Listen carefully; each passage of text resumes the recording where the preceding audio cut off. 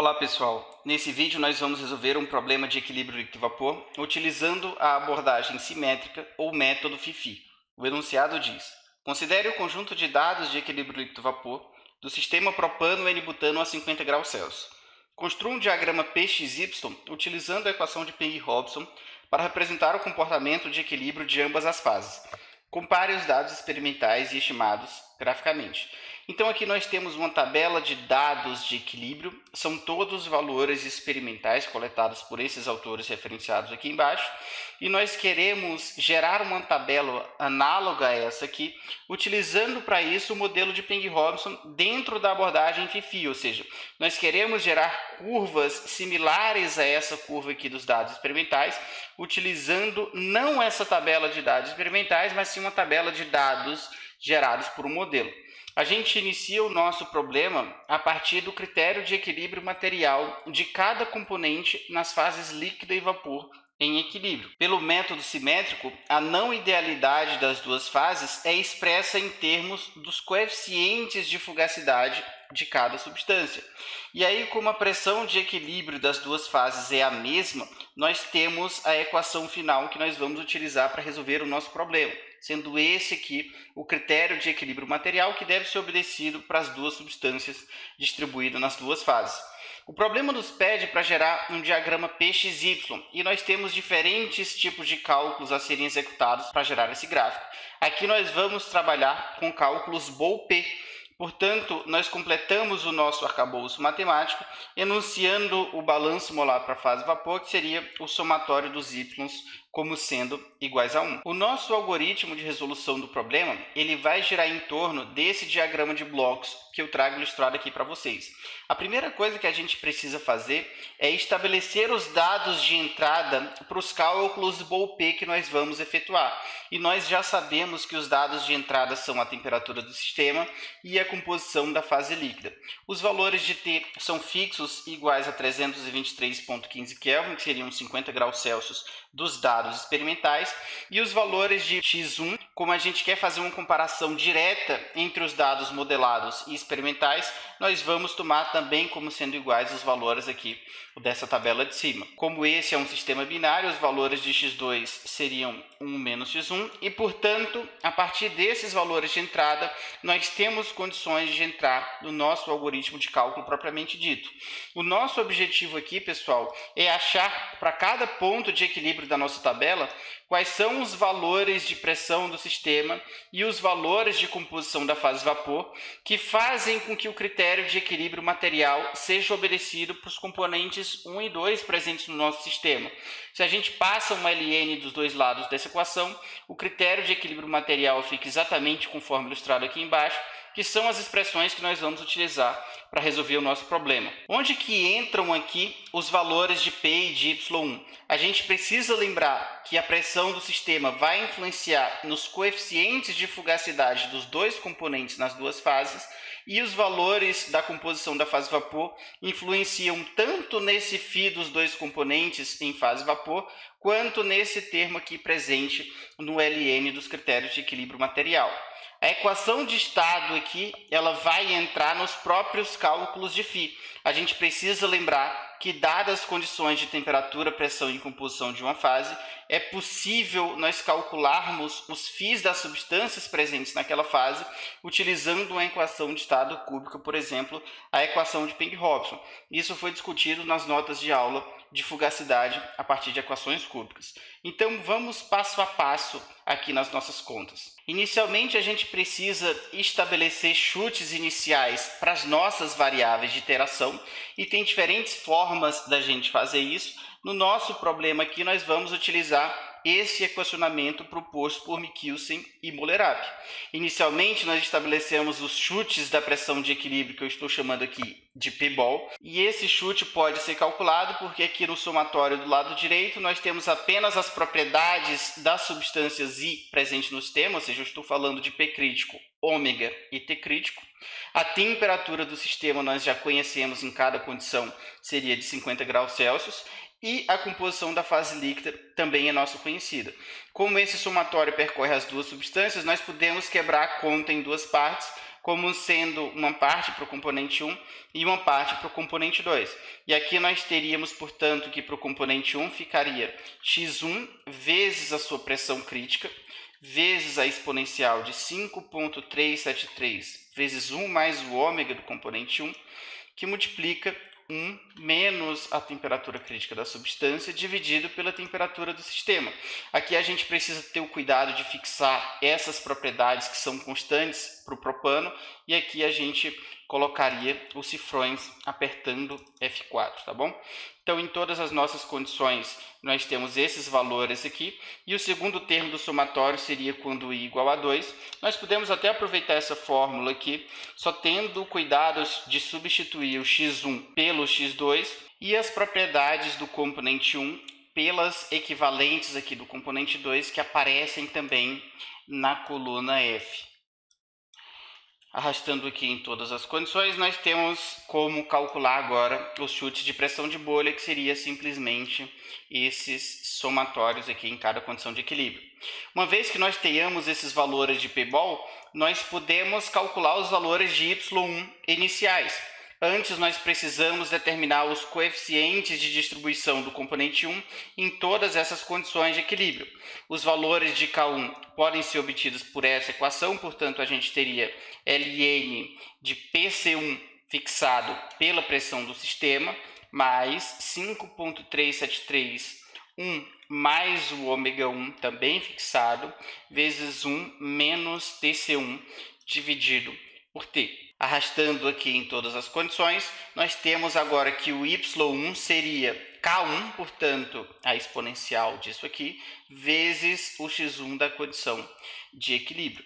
E o Y2, pelo próprio balanço molar na fase vapor, seria dado como 1 menos Y1. Uma vez que nós tenhamos agora os valores de T, X1, P e Y1, nós temos condições de calcular os LNs de φ dos dois componentes nas fases líquida e vapor em equilíbrio. E para isso nós vamos utilizar as funções implementadas no XSO. Aqui para a fase líquida, a função que nós vamos aplicar é PRLN φL, e essa função ela já vai retornar os dois valores de LN de φ dos componentes na fase líquida. Portanto, para a gente aplicá-la, nós precisamos selecionar aqui as células adjacentes onde ela vai imprimir os resultados. E aí ficaria PR, que remete a Peng-Robinson, LN φL. Aqui a gente aperta Ctrl Shift A para obter os parâmetros de entrada. Seria uma constante dos gases ideais já nas unidades apropriadas do nosso problema, que eu vou fixar para não ter problema na hora de arrastar, a temperatura do sistema, a pressão de equilíbrio que nós colocamos inicialmente, X-Cells seria a composição da fase líquida, portanto é esse intervalo, e os parâmetros devem ser fornecidos na ordem ilustrada aqui. Os valores de K e J estão sendo considerados iguais a zero, tá bom? Para quem não lembra o que é K e J, eu recomendo que você retorne nas notas de aula de fugacidade a partir de equações cúbicas. E, enfim, dados todos esses parâmetros, a gente aperta Ctrl Shift Enter. E aqui, nas condições da nossa tabela, nós teríamos esses valores preditos pela equação de Peng-Robinson. Para a fase vapor, a ideia é muito similar. A gente só precisa ter o cuidado de utilizar a função PR ln φV. Esse V remete à fase vapor. Então, de novo, Ctrl Shift A gente teria R fixado, temperatura do sistema, pressão do sistema. Esses X-Cells, de novo, a gente precisa ter cuidado, porque é a composição da fase em que a gente está calculando os LN de φ. E agora a gente está falando da fase vapor, portanto, o intervalo que nós vamos colocar é esse. E os parâmetros seriam os mesmos também fixados. Então, Ctrl Shift Enter. E aqui nós temos em todas as nossas condições os LNs de φ dos componentes na fase vapor. O nosso critério de equilíbrio material, como eu falei, ele está baseado nessas equações destacadas. Portanto, a gente precisa calcular o LN do produto X vezes φ do componente 1 na fase líquida, a mesma coisa para o componente 2 e a mesma coisa aqui para a fase vapor. Então, quem que seria esse termo aqui? Nós podemos utilizar a propriedade de logaritmo, seria isso mais o ln do x1. E aqui para o componente 2, a ideia é análoga, nós podemos arrastar a fórmula para a direita. Aqui nesse termo da fase vapor seria esse ln de y1 mais o ln φ1v. E aqui nós podemos também arrastar essa fórmula para a direita. Agora percebam vocês que os critérios de equilíbrio material dos dois componentes, eles não estão sendo obedecidos aqui nessas condições iniciais que nós chutamos de P e de Y1, porque isso aqui deveria ter o mesmo valor que isso aqui deveria ter o mesmo valor que isso aqui, e a mesma coisa para o componente 2 em todos os pontos de equilíbrio. O que isso significa? Que nós ainda não achamos os valores de P e de Y1 que fazem com que o lado esquerdo dessas duas equações se igualem com os lados direitos. Nós precisamos determinar quais são esses valores e aí sim nós teremos resolvido o nosso problema. Se a gente quiser quantificar a diferença entre os lados esquerdos e os lados direitos, nós podemos passar, por exemplo, esse ln para o outro lado. E aqui a gente teria um delta de ln, fração molar, vezes o φ da substância numa determinada fase. Se a gente quiser esse delta em módulo, nós podemos utilizar a função ABS do Excel. Então, vou calcular isso menos isso em módulo, e a mesma coisa aqui para o componente 2. Vai ficar isso menos isso em módulo. De fato, nós não estamos falando ainda da pressão e dos y de equilíbrio, porque isso aqui não deu igual a zero. Se desse igual a zero, os nossos chutes iniciais, de fato, seriam as condições de equilíbrio preditas pela equação de Peng-Robinson, tá bom, pessoal? Como é que a gente faz para transformar esses valores em zero? Nós podemos utilizar o solver. Então, quando a gente vem aqui, dados, depois em solver, eu vou até zerar aqui para a gente partir do início, nós poderíamos tentar fornecer essas duas células e pedir para o solver minimizá-la. Perceba que minimizá-la seria a mesma coisa que zerá-las, porque nós estamos falando de um número em módulo, alterando as nossas variáveis de iteração, que seriam P e Y1 desse primeiro ponto de equilíbrio. Agora, o problema é que quando eu ponho para o solver resolver, ele me diz que a célula do objetivo deve ser única na planilha ativa. Ou seja, eu coloquei duas funções a serem zeradas, mas o solver ele só admite uma função de cada vez. E aí a gente vai utilizar um artifício que é o seguinte: nós vamos somar isso com isso. E aqui, quando a gente considera em todos os pontos de equilíbrio, nós podemos pedir para o solver minimizar a soma. Quando ele minimiza a soma, ele já está minimizando esses dois números aqui, que são os deltas de ln em módulo, tá bom? Então, no primeiro ponto aqui, se a gente retorna, nós podemos pedir para o solver minimizar ou zerar, de novo, dá a mesma coisa aqui nesse caso, alterando a pressão de equilíbrio e o y1, deixando essa caixinha marcada, porque nem P nem y1 pode assumir valor negativo, a gente põe para o solver resolver e aqui ele encontra uma solução. Ó. Ele transformou isso aqui em zero, alterando os valores de P e de y1. E aqui a gente pode tratar cada ponto de equilíbrio separadamente, mas esse procedimento ele se torna cansativo e assim como nós fizemos no vídeo anterior, na realidade a gente vai minimizar a soma de todos esses termos. Então, se a gente tira aqui essa soma, nós podemos pedir para o solver achar os valores de P e de Y que fazem com que tudo isso aqui seja zero. Em outras palavras, o solver vai encontrar os valores de P e de composição da fase vapor que fazem com que os equilíbrios materiais sejam obedecidos. Então, aqui a gente vai retornar o nosso ponto inicial para os chutes que nós colocamos anteriormente, arrastando essas fórmulas aqui para cima. E aqui a gente pede para o solver trabalhar agora com essa célula W63, minimizando o seu valor, mexendo nos valores de pressão e de Y1.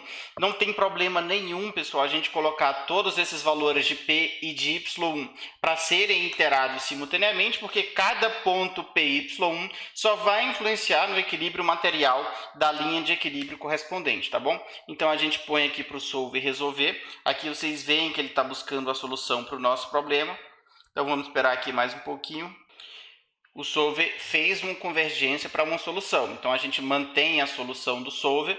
Todos os valores de P e de Y1 foram alterados.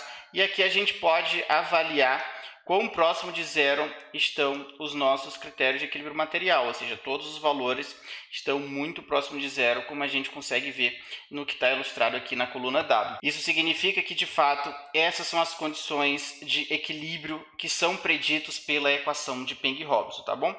Nós podemos plotar uma curva P X1 e uma curva P e Y1. Então, colocando aqui nesse gráfico, a gente teria a curva PX1 predita por Peng e Robson como sendo essas linhas pontilhadas, as bolinhas são os dados experimentais, e a curva PY1 como sendo também as linhas pontilhadas de baixo, as bolinhas são esses mesmos dados experimentais daqui de cima. A gente vê que o modelo ele prevê muito bem um comportamento de equilíbrio para esse sistema. Se a gente quiser quantificar isso estatisticamente, nós podemos fazer da mesma forma que nós já estamos trabalhando na disciplina. A gente pode calcular um desvio em módulo entre a pressão calculada e a pressão experimental da tabela, e esse desvio deve ser relativo à pressão correta, que é a pressão do dado experimental. Quando a gente coloca aqui em todas as condições da tabela e tira uma média, nós temos 0,38%. Para o Y1 é a mesma ideia, a gente faz um desvio do Y1 calculado em relação ao Y1 experimental, e aqui nós vamos arrastar em todas as condições, e também quando a gente tira uma média, o valor que a gente obtém é de 1,41%, ou seja, a previsão do equilíbrio líquido-vapor de sistema pelo modelo de Peng e Robson foi satisfatória.